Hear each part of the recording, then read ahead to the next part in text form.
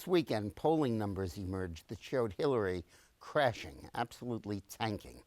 And it's mainly, almost exclusively, among women voters. But when you compare polling on December 19th with the polling that just came out on January 9th, you find that Cruz, for example, went from 2 points behind Hillary to 7 points ahead of Hillary. And Trump went from 10 points behind Hillary to 3 points ahead of Hillary. Rubio went from 2 ahead to 9 ahead.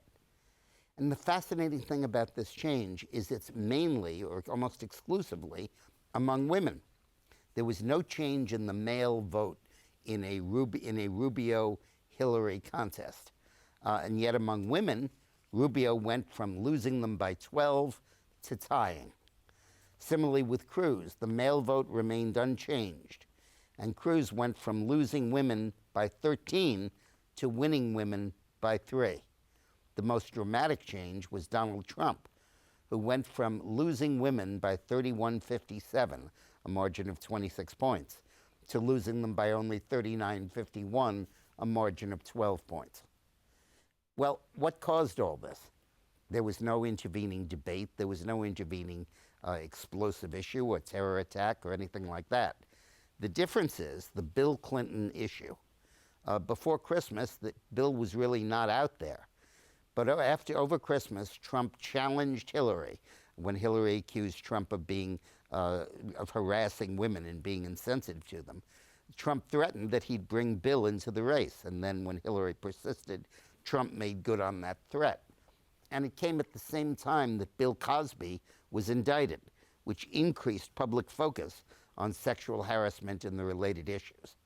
And a lot of the under 35-year-old voters who were the bedrock of the Democratic Party never heard of these scandals. And now they're learning about them for the first time.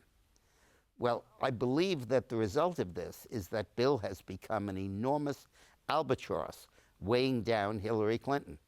And the problem is that he was always perceived as her biggest weapon. But it's not just Bill that's hurting Hillary.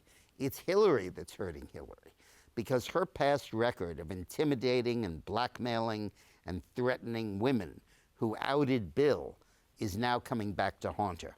Remember, at the start of the 1992 campaign, Hillary and Betsy Wright, Bill's chief of staff, sat down with Bill and got a list of every woman he'd been involved with. It was a rather extensive one.